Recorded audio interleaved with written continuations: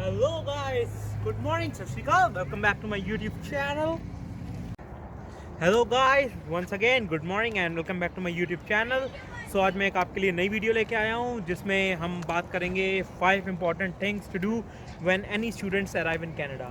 सबसे 5 important चीज़ें दो हर बच्चों को करनी चाहिए, है ना।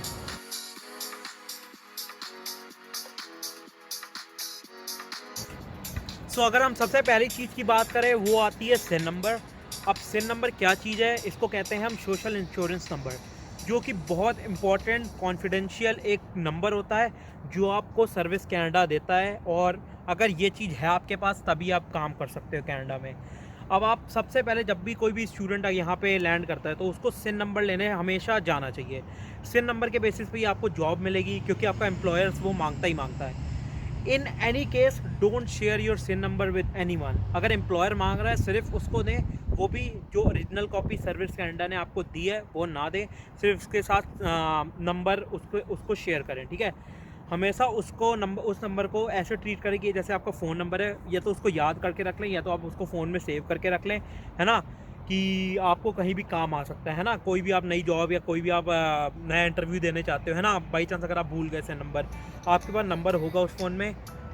ये सबसे इंपॉर्टेंट चीज़ है कि आपको सिन नंबर होना चाहिए for all students who are arriving in Canada.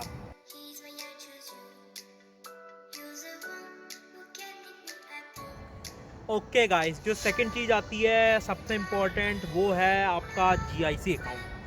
आपने 10,000 जमा किए, है ना, यहाँ पे आके। अब आप यहाँ पे आते हो, आपको जीआईसी अकाउंट अपना खुलवाना है। वो खुलवाने के लिए आपको जिस बैंक अकाउंट में आपने खुलवाया है, यहाँ पे आप 2 बैंक अकाउंट में ही खुलवा सकते हो, एक स्कॉशिया बैंक, एक आईसीआईसीआई बैंक, ठीक है। इन दोनों बैंकों में आप खुला सकते हो। जिस बैंक में आपने खुलाया उसमें आपको अपॉइंटमेंट बुक करनी पड़ती है, अगर उनके पास बहुत सारी अपॉइंटमेंट्स पहले से बुक हैं। वरना आप सीधा वॉक इन भी कर सकते हो उस बैंक में जाके। सीधा कह दो I have my bank account here, GIC account, and I want to open that. वो आपसे कुछ मतलब आपका पासपोर्ट मांगते हैं, स्टडी परमिट मांगते हैं, कुछ 1-2 और डॉक्यूमेंट मांगते हैं पर्सनल। आप वो लेके जाओगे, आपको आपका जीआईसी अकाउंट खोल देते हैं। और आपके जीआईसी अकाउंट में जैसे कि $10,000 पहले से जमा होते हैं, तो उसमें जब भी पहले मंथ वो आपको देते हैं $2,000। ये सबको मालूम है ना, $2,000। उन $2,000 को आपको संभाल के रखना है। ये नहीं कि 2,000 आ गए अब मैं कुछ भी शॉपिंग करूँगा, यहाँ पे फ़न करूँगा, है ना। ज़रूरत की जो चीज़ें हैं उस पर ही स्पेंड करो, बाकी आप अपनी सेविंग्स में रखो जब तक आपको कोई अपनी जॉब नहीं मिलती है, क्योंकि वो आगे जाके बहुत काम आता है। जब दूसरे मंथ में आपको 670 पर मंथ मिलना शुरू हो जाता है दूसरे मंथ से, तब आपको थोड़ा सा डिफ़िकल्ट होता है। इसीलिए कि जो आपको 2,000 पहले मिल रहे हैं, ये करो कि कम से कम आपका $1,000 उसमें से बच जाए। दूसरी इंपॉर्टेंट चीज़ हो गई जीआईसी अकाउंट के बारे में। ये सब बच्चों को खुलवाना चाहिए जब वो आते हैं कनाडा। ओके, अगर मैं थोड़ा सा इसको सरल भाषा में अगर आपको समझाऊँ, तो इसका मतलब ये है कि जो भी आप पैसा जमा करवाते हो इंडिया से, वो एक फ्रीज़ अकाउंट होता है। फ्रीज़ इन द सेंस कि अगर फॉर एग्जांपल आपने स्कॉशिया बैंक में खुलवाया है, तो स्कॉशिया बैंक में अभी आपका अकाउंट खुला नहीं है। एक तरह से बस आपके सेविंग्स में पैसे आके बैठे हुए हैं। अब आप जब यहाँ पे आते हो, जब आप अपना अकाउंट खोलते हो ना, खोलने वाले अकाउंट को कहते हैं कि आप न्यू अकाउंट नहीं खोल रहे। वही जो पैसे हैं उसी बैंक में आपका जो मतलब फ्रीज़ है आपका मनी, वो आपको करंट चेकिंग अकाउंट में वो आपके दे देते हैं। करंट चेक अकाउंट में दे देने का मतलब है कि आप डे टू डे लाइफ में आप उसको यूज़ कर सकते हो। इसीलिए जब भी फर्स्ट टाइम खुलता है जो आपको 2,000 मिलते हैं, वो आप क्यों यूज़ कर सकते हो, और 2,000 से ज़्यादा क्यों नहीं यूज़ कर सकते, वो इसी कारण की वजह से कि जब भी आपका खुलता है तो वो जो फ्रीज अकाउंट है उसमें से 10,000 जो आपका फ्रीज हुआ है उसमें से ही $2,000 चेकिंग अकाउंट में भेजते हैं। और उसी से आप अपना रेंट फेयर या ग्रॉसरी या जो भी कुछ करना है उन्हीं $2,000 से आप कर सकते हो। मतलब उससे ज़्यादा और आप मांग नहीं सकते बैंक से, क्योंकि वो फ्रीज है मनी। बाकी जो मनी है वो 670 तो मिलता है हर महीने, और पहले मंथ जो हो जाए तो।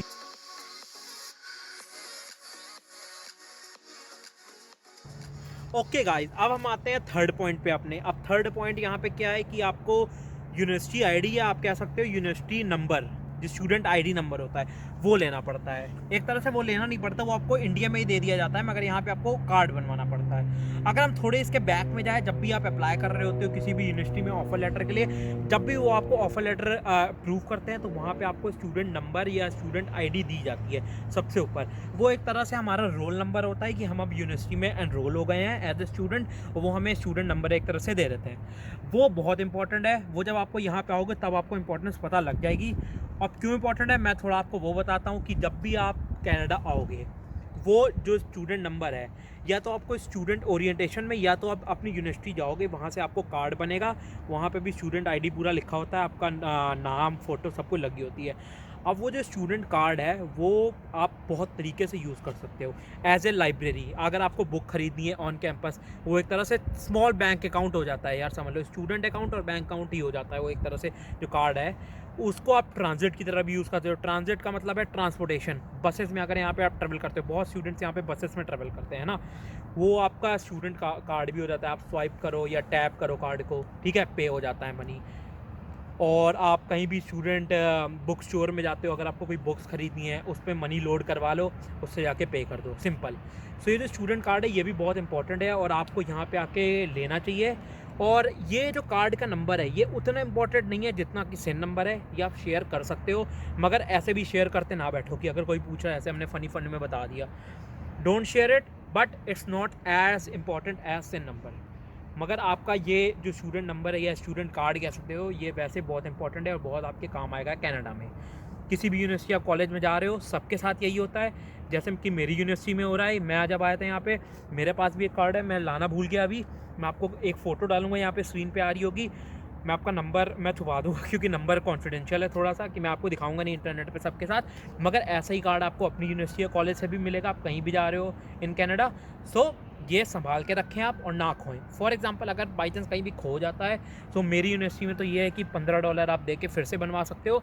आपकी अपनी यूनिवर्सिटी में भी जो स्टूडेंट या कैंपस कार्ड ऑफिस है, वहाँ पे आप जाके पता कर सकते हो अपने स्टूडेंट कार्ड के बारे में। सो थर्ड इंपॉर्टेंट बात होती है स्टूडेंट कार्ड या स्टूडेंट आई डी।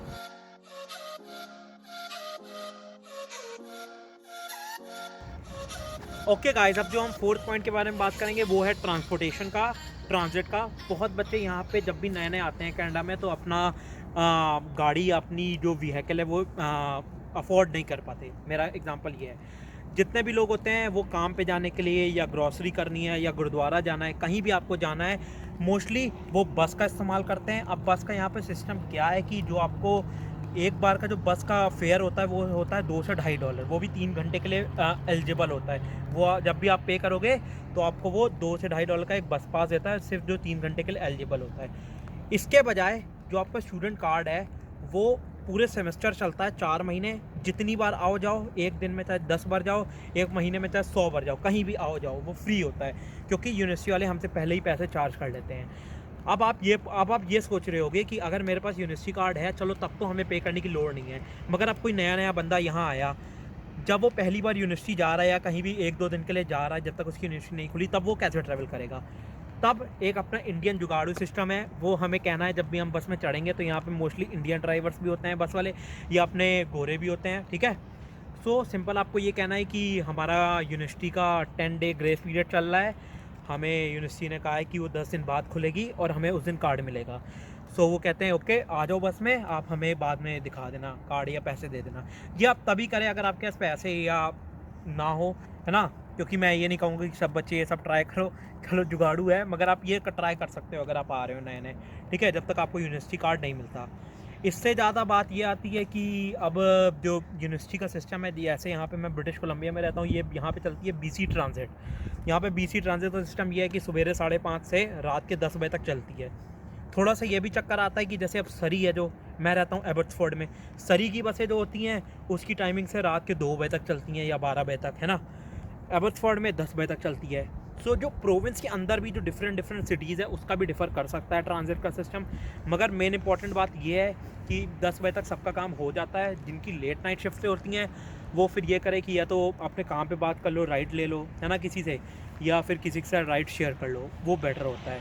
मगर मोस्टली स्टूडेंट्स का चल जाता है ट्रांजिट से, एंड यही है ट्रांजिट सिस्टम यहाँ पे। और ये फोर्थ पॉइंट था, ये इसलिए मैंने बताया कि आप अपनी ट्रांजिट यहाँ पे चेक कर लो, क्योंकि आपको जहाँ भी जाना है ट्रांजिट से ही आप ट्रैवल करोगे one place to other.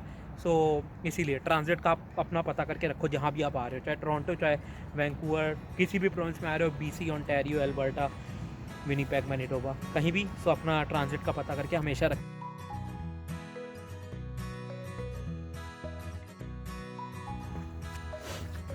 Okay guys, जो फिफ्थ पॉइंट आता है वो अपना आता है जॉब सर्च, कि आप जॉब आप कैसे ढूंढोगे कनाडा में। जो सबसे पहली जॉब होती है वो आपको लोअर लेवल पे ही मिलेगी, फॉर एग्जांपल अगर कोई मास्टर्स या कोई अच्छी जॉब करके आ रहा है जिसके पास खूब सारा एक्सपीरियंस है इंडिया से, उसको भले जॉब थोड़ी सी वाइट कॉलर मिल जाए, मगर जितने भी आफ्टर 12th वाले स्टूडेंट्स हैं मोस्टली या तो वो होटल्स पे काम करते हैं, या तो वेयर हाउसेस पे करते हैं, या तो कोई रेस्टोरेंट्स में हो गए, या बहुत सारी ऐसी जगह हैं जहाँ पे लोग करते हैं। ऐसा भी मैं नहीं कहूँगा कि हर चीज़ छोटी होती है, मगर सबसे पहली बात जो है वो आपको अपने माइंड से ये निकालना पड़ेगा कि नथिंग इज़ बैड और नथिंग इज़ स्मॉलर। बिकॉज अगर आप ये सोचोगे फॉर एग्जांपल कि मानो टिम हॉर्टन्स पे आपको जॉब मिल गई। अब टिम हॉर्टन्स क्या है, यहाँ की एक कॉफ़ी शॉप है। कॉफ़ी शॉप में आपको स्वीप भी करना, झाड़ू पोछा सब कुछ करना होता है, कॉफ़ी भी डाल के देनी होती है कस्टमर्स को। अगर आप ये सोचोगे तो यार मैंने कभी इंडिया में ये काम किया ही नहीं है ना, सो मैं थोड़ा ना करूँ ये काम, मम्मी पापा क्या सोचेंगे या कौन से दोस्त क्या सोचेंगे, नहीं, क्योंकि वही आपको आपकी कमाई करा के दे रही है। और जो फर्स्ट जॉब होती है वो क्यों इंपॉर्टेंट होती है, क्योंकि वो आपको एक्सपीरियंस दिला के देती है। अब एक्सपीरियंस इन द सेंस कि आपको कैनेडियन मार्केट में आपको एक्सपीरियंस पता लगता है कि अच्छा ऐसे काम होता है, ये होता है, ये चीज़ें होती हैं, क्योंकि यहाँ के रेस्टोरेंट्स और इंडिया के रेस्टोरेंट्स में बहुत डिफरेंट है। अगर आपने वहाँ भले आपने देखा हो कि अच्छा ऐसे ऐसे लोग काम करते थे वेटर्स, यहाँ पे बहुत डिफरेंट होता है कि यहाँ पे वेटर्स बहुत अलग तरीके से काम करते हैं। सो आपको एक्सपीरियंस, कस्टमर सर्विस का एक्सपीरियंस जो मिलता है वो बहुत इंपॉर्टेंट होता है आपकी नेक्स्ट जॉब, अगर आपको कोई और जॉब चाहिए इन फ्यूचर उसके लिए।